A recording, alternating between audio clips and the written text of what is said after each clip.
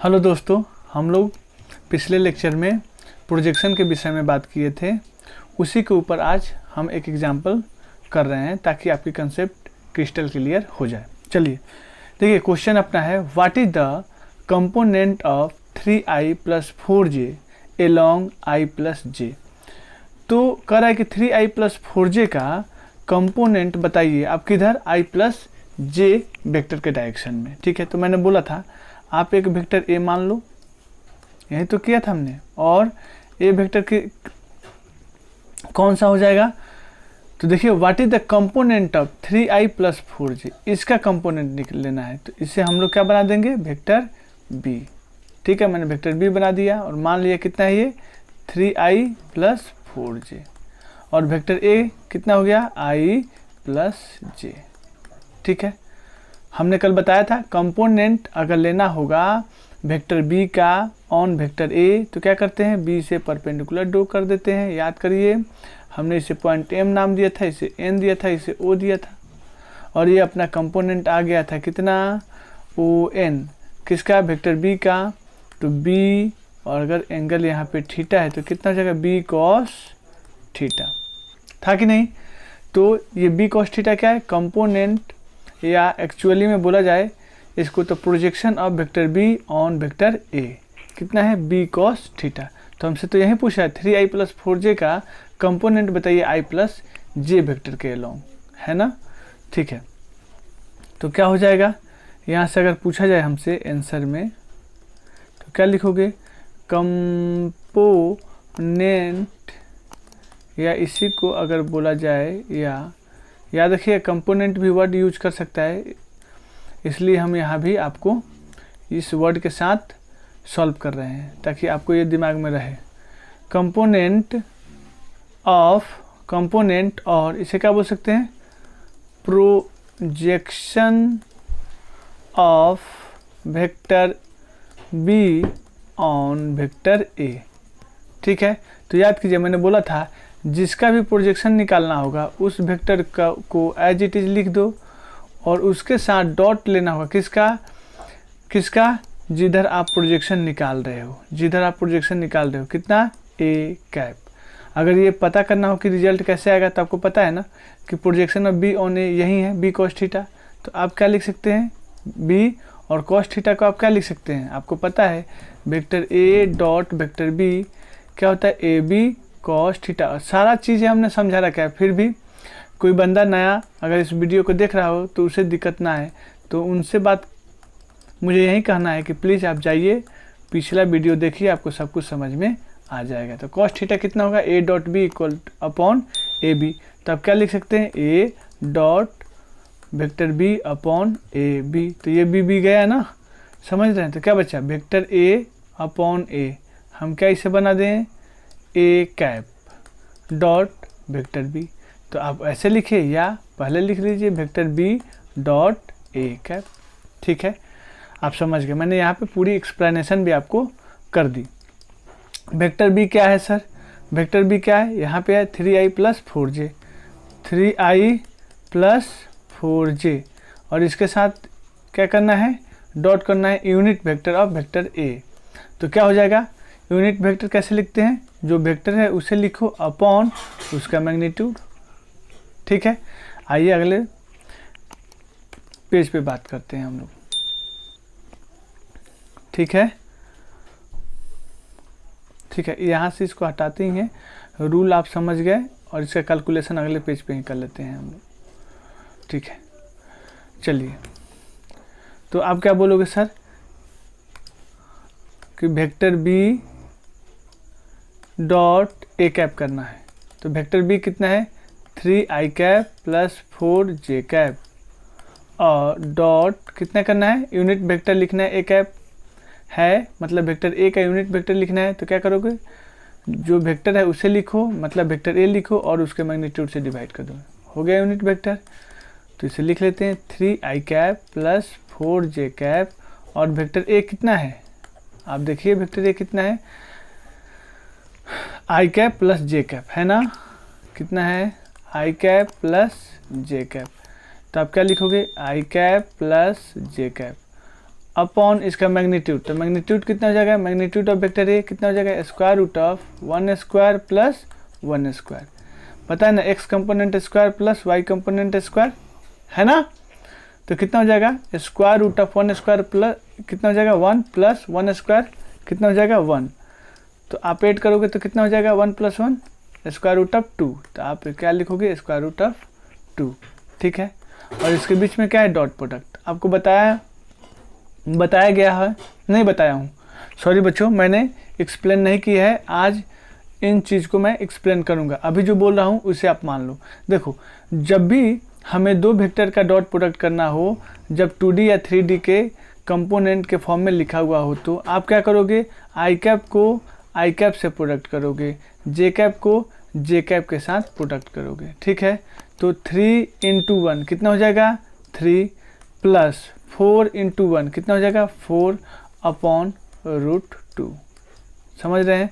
तो 4 और प्लस 3 कितना हो जाएगा 7 अपॉन रूट 2।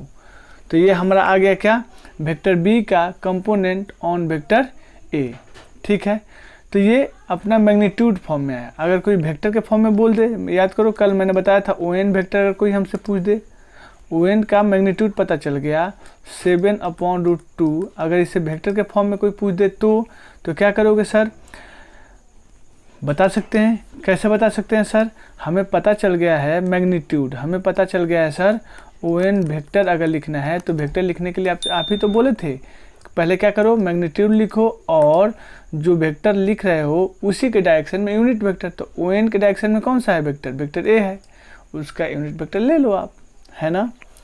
सर मैग्नीट्यूड कितना है, हमें पता है 7 अपॉन रूट 2, और यूनिट वेक्टर कितना है सर, अभी आपने निकाला है, देखिए ए कैप का वैल्यू आपने यहाँ पे लिखा हुआ है, कलर मैं चेंज कर रहा हूँ ताकि आप समझ जाओ, ये ए कैप है और इसका वैल्यू आपने यहाँ लिखा हुआ है। क्या लिख सकते हैं, आई cap plus j cap upon root 2, है ना। तो अब करो प्रोडक्ट, तो कितना हो जाएगा 7 × i cap plus j cap upon root 2 into root 2 कितना हो जाएगा 2, ये आपका क्या हो गया ON वेक्टर हो गया, ठीक है। तो जो हमने पिछले लेक्चर में आपको समझाया था उसे आज न्यूमेरिकल के माध्यम से भी समझा दिया। अब चलिए हम लोग अपने टॉपिक को आगे बढ़ाते हैं। देखिए, अब हम कुछ नोटेबल पॉइंट आपको बता रहे हैं, इन सारे नोटेबल पॉइंट को काफ़ी ध्यान से समझिए और पूरा दिमाग में रखिए। रीजन है क्योंकि इन्हीं के माध्यम से आप वेक्टर के ऊपर ग्रिप बना पाइएगा, ठीक है। चलिए अगले पेज में बात करते हैं। ये अपना क्या है, पॉइंट नंबर 2 में आ जाएगा, पॉइंट नंबर 2 में आ जाएगा, ठीक है, पॉइंट नंबर 2 में आ जाएगा, ठीक है। देखिए पॉइंट नंबर 2 में मैं पहला लिख रहा हूँ पॉइंट, क्या कि कहीं भी आपको वेक्टर A डॉट B मिले तो आप क्या समझते हो कि जब भी दो वेक्टर का डॉट प्रोडक्ट निकालेंगे सर ये क्वांटिटी हमेशा स्केलर आएगा। तो आप क्या लिखोगे, A dot B is always क्या होगा, a scalar quantity, clear. A dot B हमेशा क्या होगा, स्केलर क्वांटिटी होगा, मतलब कुछ वैल्यू आएगा, 2 4 5 10 20 1 लाख 2 लाख जो भी आना है। दूसरी बात कि सर अगर कहीं पे A डॉट B लिखा हुआ है, A डॉट B लिखा हुआ है, तो क्या सर B डॉट A निकालूं तो वैल्यू सेम होगा, तो आप बोलोगे कि वैल्यू सेम होगा क्योंकि मैग्नीट्यूड है, पता है, ये भी आपको मैग्नीट्यूड बताता है, ये भी मैग्नीट्यूड बताता है, मतलब ये स्केलर क्वांटिटी ये भी है, स्केलर क्वांटिटी ये भी है, ठीक है। तो दोनों का वैल्यू आपस में सेम होगा। और आप डिफाइन भी करना जानते हो, ए बी कॉस थीटा, तो यहाँ से लिखोगे ए बी कॉस थीटा, यहाँ पे लिखोगे बी ए कॉस थीटा, तो 2 × 3 या 3 × 2 कोई अंतर पड़ेगा क्या, दोनों का वैल्यू 6 ही आएगा, ठीक है, ओके। देखिए A dot B equal to B dot A हम लिख सकते हैं, और क्योंकि इसका वैल्यू वाइज दोनों का वैल्यू इक्वल आता है। अगर ऐसा होता है A dot B equal to B dot A लिखते हैं तो हम बोलते हैं कि डॉट प्रोडक्ट जो है किस रूल को फॉलो कर लेता है, कम्यूटेटिव लॉ को। ठीक है, तो मैं लिखूं कि hold commutative, okay, commutative law. Okay, समझ में आया। अब देखिए अगला बात और अगला अपना पॉइंट, अगर हमारे पास वेक्टर ए है डॉट, इसके साथ दे रहा हूँ वेक्टर बी प्लस वेक्टर सी।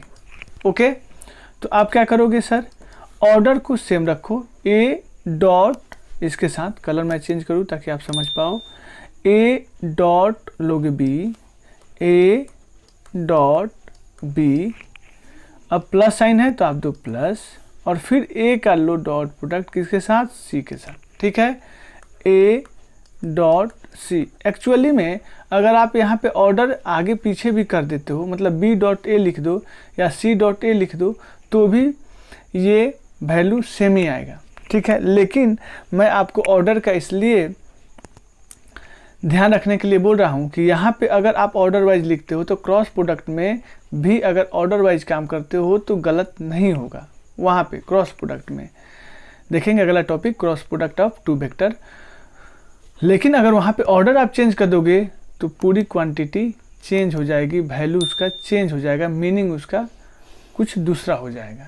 ठीक है, तो ऑर्डर को होल्ड करना होगा, तो आप यहाँ भी होल्ड करके लिखिए ताकि आपकी प्रैक्टिस बनी रहे। ठीक है, ओके, अगर ऐसा होता है कि हमने ए लिया, इसके साथ डॉट लिया दो वेक्टर के सम का, तो और ये दोनों के साथ क्या हो गया, बी के साथ भी अटैच हो गया और सी के साथ भी अटैच हो गया, तो हम लोग बोलते हैं कि यह जो लॉ है डिस्ट्रीब्यूटिव लॉ है और ये तीनों वेक्टर डिस्ट्रीब्यूटिव लॉ को होल्ड कर रहे हैं। ठीक है, तो मैं ये बोल सकता हूँ कि क्या बोल सकता हूँ, कलर चेंज कर लूँ। ठीक है, कि होल्ड डिस्ट्रीब्यूटिव लॉ। ठीक है, ओके, अगला पॉइंट देखिए, पॉइंट नंबर 4। काफ़ी ध्यान रखिए सारे पॉइंट को। मैं बोल रहा हूँ कि अगर हमारे पास कोई वेक्टर ए है और इसी वेक्टर का बोला जाए कि डॉट प्रोडक्ट निकालिए इसी के साथ, मतलब वेक्टर ए का डॉट प्रोडक्ट वेक्टर ए के साथ बताइए, तो आप क्या कहोगे sir, magnitude of vector A into magnitude of vector A into cos theta लिखोगे। तो मैं बोलूँगा आप कि ठीक है, या आप कैसे लिख सकते हो, ए इंटू ए कॉस थीटा, है ना। तो आप यहाँ से क्या लिखोगे, सर कॉस थीटा है और थीटा का वैल्यू क्या होगा, तो अगर वेक्टर ए इस डायरेक्शन में है तो फिर इसी का डॉट ले रहे हैं तो दूसरा भी वेक्टर ए ही है तो सेम ही डायरेक्शन में होगा, मतलब वेक्टर ए यही डायरेक्शन होगा, तो दोनों के बीच में एंगल पूछा जाए तो आप बोलोगे 0 डिग्री, है ना। तो cos 0 अगर मैं पुट करूँ सर, तो cos 0 डिग्री इक्वल टू कितना होता है 1, तो सर इसका वैल्यू मेरा हो जाएगा कितना 1। तो a इंटू ए और cos थीटा को हटा दिया, ऐसे चलो cos थीटा लिखने दो, तो मैं क्या लिखूँ, a इंटू ए इंटू 1 कितना हो जाएगा a स्क्वायर। एक्चुअली में मैग्नीट्यूड है, ऐसे लिखो मैग्नीट्यूड ऑफ ए इंटू 1, तो आप क्या लिखोगे magnitude of A the whole square, है ना। अगर यहाँ से लिखते हैं तो क्या लिखोगे सर, इसका वैल्यू हो गया 1 और a इंटू ए कितना हो जाएगा ए स्क्वायर, है ना। एकदम समझिए, कोई दिक्कत नहीं होनी चाहिए। तो यहाँ से मैं बोलूँ कि अगर मेरे पास कौन सा रूल था, 4 था, पॉइंट नंबर 4 था कि सर अगर हमसे कोई बोलता है a डॉट ए, तो मैं इसे लिख सकता हूँ magnitude of vector A square, या इसे क्या लिख सकता हूँ ए स्क्वायर। ठीक है, या आप इसे वेक्टर ए स्क्वायर ऐसे भी लिख सकते हैं। ठीक है, ये ध्यान रखिएगा, जहाँ भी वेक्टर ए स्क्वायर मिलेगा इसका मतलब समझिएगा, समझना है आपको कि vector A dot vector A है। ये पॉइंट को काफ़ी दिमाग में घर कर लीजिए और बना लीजिए, ठीक है ना, एकदम क्लियर कर लीजिए। काफ़ी इम्पोर्टेंट पॉइंट है ये, वेरी वेरी इम्पोर्टेंट है। ठीक है, अगले पॉइंट का हम बात करते हैं, पॉइंट नंबर 5। अगले पॉइंट का बात करते हैं और अपना है पॉइंट नंबर 5। पॉइंट नंबर 5 में क्या है, अगर आपसे बोला जाए, ध्यान से सुनिए, पॉइंट नंबर 5 में क्या है कि सर मेरे पास vector A dot vector B था इज इक्वल टू, मैं इसे डिफाइन कर रहा था ए बी कॉस थीटा। तो मैं यहाँ से दो वेक्टर हो तो उसके बीच का एंगल बता सकते हैं, क्योंकि वेक्टर ए था और ये वेक्टर बी था और इसके बीच का एंगल अगर सर थीटा है तो इन दोनों का डॉट ले रहा हूँ तो वहाँ पे कॉस थीटा इन्वॉल्व हो रहा है, तो यहाँ से थीटा तो हम पता कर ही सकते हैं, मतलब दो वेक्टर के बीच का एंगल पता कर सकते हैं। तो कैसे कीजिएगा, तो यहाँ से आप लिखिएगा cos theta is equal to vector A dot vector B upon magnitude of A B, magnitude of A B. ये काम हो गया। अच्छा, किसी किसी बुक में यहीं पे एक्सप्लेन करके छोड़ देता है, लेकिन हम इसे थोड़ा आगे बढ़ाते हैं और समझाते हैं। अगर मैं लिखूं यहीं से और वेक्टर ए है ना अपॉन, ये नीचे जो इसका मैग्नीट्यूड है वेक्टर का, ए के साथ अटैच कर देता हूँ और एक साथ रखता हूँ, यहाँ पे देता हूँ डॉट, वेक्टर बी है और इसका मैग्नीट्यूड क्या है, बी है ना, इसको एक साथ रखता हूँ। तो क्या मैं बोलूँ कि वेक्टर और उसके मैग्नीट्यूड का रेशियो क्या बताता है, यूनिट वेक्टर, अर्थात ये हमारा बता रहा है ए कैप डॉट बी कैप। अर्थात अगर यहाँ से पूछा जाए कॉस थीटा का वैल्यू तो आप देख लेना ए डॉट बी निकालना इजी है या उसका यूनिट वेक्टर निकालना इजी है, या क्वेश्चन में डायरेक्ट यूनिट वेक्टर दे रहा है तो डायरेक्ट यूनिट वेक्टर पुट करके निकाल लो। तो मैं यहाँ से थीटा का वैल्यू बता सकता हूँ cos inverse A dot B upon A B, या क्या बता सकते हो, कॉस इनवर्स, क्या बताओगे, cos inverse vector A cap dot B cap. Okay, ये पॉइंट पूरा का पूरा आपके दिमाग में फिट होना चाहिए, ठीक है, कोई डाउट नहीं होना चाहिए। अब आगे चलते हैं, अगले पॉइंट का बात करते हैं। तो अगला पेज भी ले लेते हैं। अपना पॉइंट नंबर 6 है। कोई बंदा कह रहा है कि सर मैंने ए डॉट बी निकाला, लेकिन हमने इसमें किसी भी रियल नंबर से मल्टीप्लाई कर दिया के से। किसी बंदे ने कहा नहीं सर, मैंने रियल नंबर के को पहले वेक्टर ए के साथ मल्टीप्लाई किया, तब वेक्टर बी के साथ डॉट लिया। तो मैं बोलूँगा इन दोनों सिचुएशन में वैल्यू आपका सेम आएगा। किसी ने बोला नहीं सर, मैंने वेक्टर ए को ऐसे रखा और जो स्केलर क्वांटिटी थी उसे बी के साथ मल्टीप्लाई करने के बाद डॉट लिया, तो क्या सर वैल्यू चेंज कर जाएगा? मैं बोलूँगा नहीं, यहाँ भी वैल्यू आपका सेम होगा। इन तीनों केस में आपका वैल्यू इक्वल आने वाला है, ठीक है, ये भी पॉइंट फिक्स हो गया। चलिए, यहाँ पर अगर कोई पूछेगा तो के बिलोंग्स टू क्या बोलोगे? Real number. ओके, अब अगला पॉइंट अपना है पॉइंट नंबर 7। ये पहले बता रखे हैं, फिर भी इस पॉइंट को एक्सप्लेन कर रहे हैं। अगर हमसे कोई पूछता है कि कोई वेक्टर है सर, इसका मैग्नीट्यूड बताओ, तो मैं बोलूँगा अच्छा ऐसा बात है, तो आप वेक्टर ए का मैग्नीट्यूड लिखो और इसे स्क्वायर कर दो, और इस स्क्वायर को मैनेज करने के लिए आप स्क्वायर रूट लगा दो। आपने बोला ठीक है सर, यही बात लिखें, कोई भी परिवर्तन नहीं हुआ मैथमेटिकली। ओके सर, मैं बोला जब आप ऐसा लिख रहे हो तो मैंने तो अभी थोड़ा देर पहले बताया था कि आप इसे वेक्टर ए स्क्वायर भी लिख सकते हो। आपने बोला ठीक है सर, ये भी मैं बात समझ गया, इसमें कोई दिक्कत नहीं है। ठीक है, तो मैं क्या बोलूँ, क्या हम इसे लिख सकते हैं vector A dot vector A? आपने बोला हाँ ओके सर, क्योंकि आपने सर अभी जो पॉइंट नंबर हमें बताया था, कौन सा पॉइंट है जी, कौन सा पॉइंट है 4 नंबर, उसमें तो आप यही एक्सप्लेन किए थे। पॉइंट नंबर 4 में आप यही एक्सप्लेन किए हैं, देखिए, और लिखे भी है वेरी वेरी इंपॉर्टेंट, तो मुझे कोई दिक्कत ही नहीं। ओके, मैंने बोला गुड, काफ़ी आप लोग समझदार हो, है ना, काम काफ़ी अच्छी चल रही है। ओके, इसके बाद हम लोग अपने अगले पॉइंट की बात करते हैं, लेकिन अगला पॉइंट और ज़्यादा इम्पोर्टेंट है हमारे न्यूमेरिकल पर्पस के लिए, ठीक है। तो थोड़ा पे कंसंट्रेशन आपको बढ़ना है, और जो भी मैं पॉइंट बता रहा हूँ बच्चों, इसे धीमे धीमे आप अपने क्वेश्चन के प्रैक्टिस में लाना है, ठीक है ना। तो इसके ऊपर हम न्यूमेरिकल भी कराएंगे, लेकिन आप इसे बार बार लिखिए और प्रैक्टिस कीजिए। अगर कोई दिक्कत आए तो वीडियो को 1 बार 2 बार 3 बार जितना बार देखना है बार बार देखिए।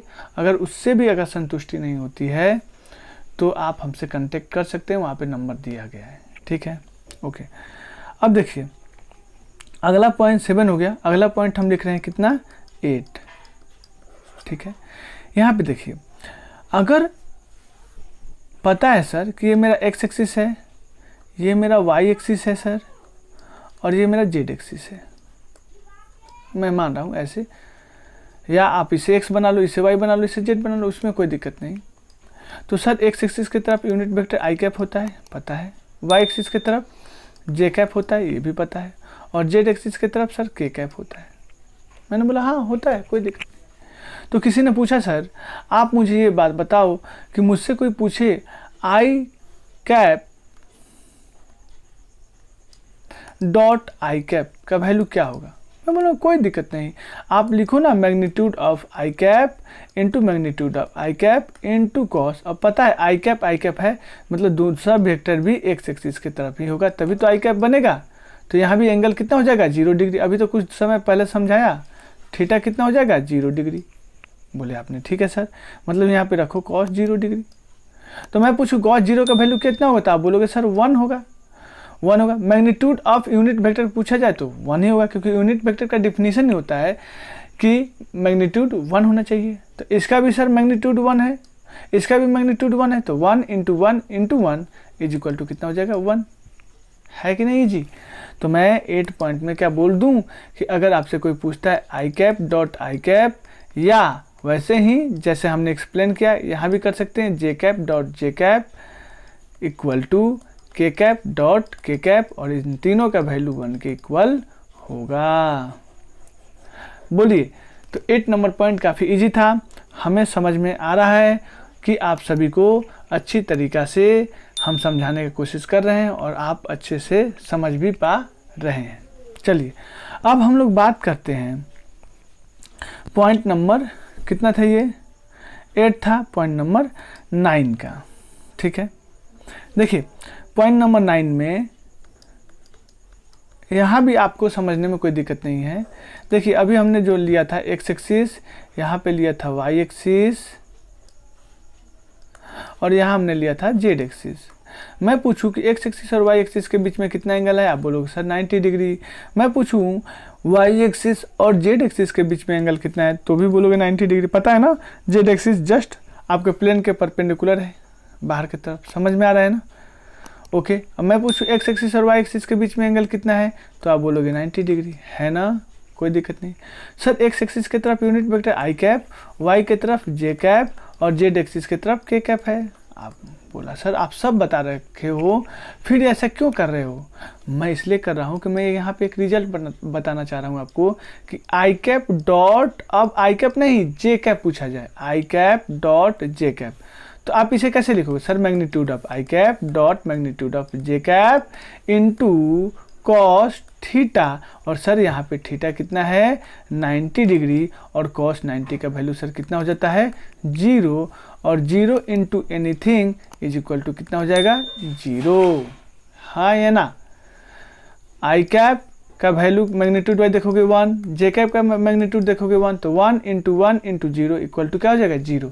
तो क्या मैं लिख दूं कि अगर आई कैप डॉट जे कैप या जे कैप डॉट के कैप या के कैप डॉट आई कैप, इन तीनों में से कोई भी कॉम्बिनेशन होगा तो इसका वैल्यू एग्जैक्ट 0 मुझे मिलेगा, है कि नहीं, है ना। आपको ये बातें समझ में आ रही होगी। अब देखिए अपना पॉइंट नंबर 10 है, जहाँ पे लॉजिकल क्वेश्चन आता है, वहाँ पे लॉजिक आपको सोचना पड़ता है।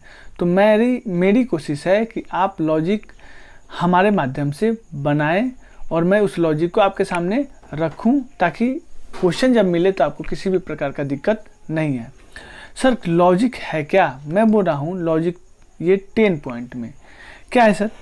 मैंने बोला कि अगर हमें ये क्वेश्चन से पता चल जाए इफ़ कि वेक्टर ए और वेक्टर बी का वैल्यू 0 नहीं है, ठीक है। अब वेक्टर ए और वेक्टर बी का वैल्यू 0 नहीं है, इसका मतलब मैग्नीट्यूड ए और बी का 0 नहीं होगा। Yes sir, okay. मैं बोल रहा हूँ देन इस कंडीशन के बाद अगर किसी ने बोला कि ऐसा होने के बावजूद मुझे ए डॉट बी का वैल्यू 0 मिल रहा है, तो आप डायरेक्ट बोलोगे इसका मतलब है सर कि कॉस थीटा का वैल्यू 0 रहा होगा। अगर कॉस थीटा का वैल्यू 0 रहा होगा सर, तो आप सोचो कि कब 0 होता है कॉस थीटा का वैल्यू। तो आप बोलोगे सर इसका वैल्यू तो 0 तब होता है जब कॉस 90 डिग्री लिया जाए। तो मैं बोलूं कि इसका मतलब थीटा जो होगा दोनों वेक्टर के बीच का एंगल कितना होगा 90 डिग्री। मतलब यहाँ से थीटा का वैल्यू सर आपका 90 डिग्री होगा कि नहीं, आप समझ रहे हो। या किसी ने बोला कि दो वेक्टर के बीच का एंगल 90 डिग्री है, तो आप बोलोगे इसका मतलब उसका कॉस थीटा कितना होगा 0 होगा, और कॉस थीटा 0 होगा तो ए डॉट बी कितना होगा 0 होगा। ये इसीलिए हमने इसे बोथ इम्प्लाइज का साइन दिया। ठीक है, अब इसका मतलब क्या हो गया सर, अगले पेज में लिखते हैं।